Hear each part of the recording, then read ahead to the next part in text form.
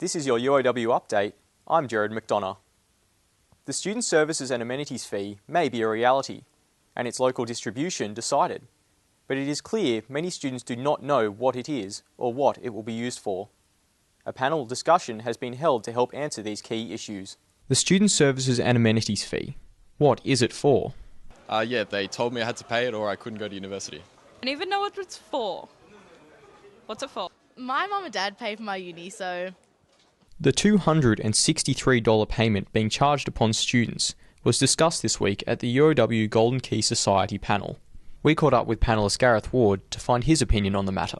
Most students wouldn't know, most students wouldn't have participated in the consultation, most students wouldn't care. It's just another tax. This is compulsory student unionism by stealth, providing for universities to fund certain activities that students may not necessarily want or need. The UOW FSAE motorsport team continues to push the boundaries of innovation. The engineering team is again turning the key on a race car, designed and built from the ground up here at the University of Wollongong. So we're putting on aerodynamics. We're going to have an under tray and some wings on there which will push the car onto the ground, give you more grip. We're also looking at having F1 style paddle shifters on there to see if that can make us a bit quicker, make it a bit better for the driver. So we'll do a bit of testing with that. So that's a part that you can sort of change in and out, so we get a bit of testing and that kind of thing in, which is quite good. We're trying to implement a system where we can have voice communications with the driver, so we can give them live updates of what's happening on the track, and as well as through our Motec software, I've created a custom sort of firmware interface where we can wirelessly communicate all the data from our car and view it live on our laptops as the car is driving around. Just finished design, getting into the manufacturing stage. Trying to get a few new students coming on board to help with that. It's all going pretty well. The Illawarra has played host to leaders in the field of additive fabrication. Manufacturers and small business owners gathered at UOW to witness the practical applications of 3D printing. Fabrication is really going to revolutionise not just how we think about research, but how we think about business models. And if we can get that right early in the Illawarra, we can seize those opportunities. Coming to an event like this, we're trying to invite people from the relevant industries, come along and hear about 3D printing and additive fabrication technologies and seeing if this is relevant to their business. What we've seen, I think more particularly in the last 5 years, is a real growth in the capability of the machine. So no longer are they just for rapid prototyping. They get into more functional testing, even in some cases in used parts, assembly, jigs and fixtures. So there's a whole range of applications where we're seeing a lot of growth and a lot more people coming on board and becoming interested in 3D printing for various applications.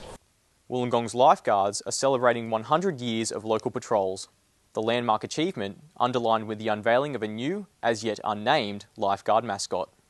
From 1912 to 2012, lifeguards have been protecting the Illawarra beaches for 100 years. To celebrate this milestone, Wollongong City Council is today launching its new lifeguarding mascot. We've got a really big surf education program with Wollongong City Council, and really our surf education program, has been running longer than almost all the others, and we've never actually had a mascot. As part of our mascot, we're having a naming competition because unfortunately he doesn't have a name yet. So for the person that does come up with our new lifeguard's name, that successful person's going to win a term's worth of swim lessons at Beaton Park. So we're trying to link beach education with swimming education.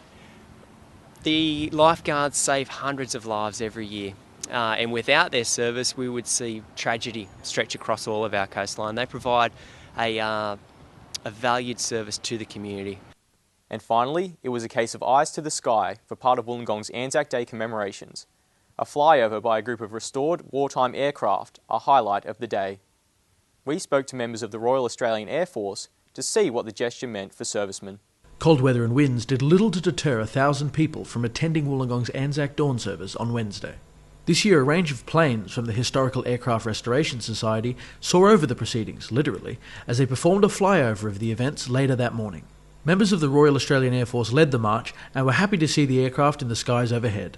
People get a thrill from just watching those old aircraft fly over, particularly some of the veterans who actually have flown in them. And it's a wonderful recruiting tool for young kids to see the aircraft in the air, encouraging them to join and maybe fly, maybe work on them. The crowd appreciated the show as well. Yes, I thought that was great. Yeah, that was pretty entertaining. Well, I thought it was quite good. The only thing... Well, I thought it was quite good. Perhaps most importantly is what the flyover means for veterans. It reminds us of the past, and I know quite a few of the World War II blokes love to see them go over. It brings back some sad memories for some, but fond memories for others. That's our update. I'm Jared McDonough. We'll leave you with some of the colour of last week's Clubs on the Lawn event.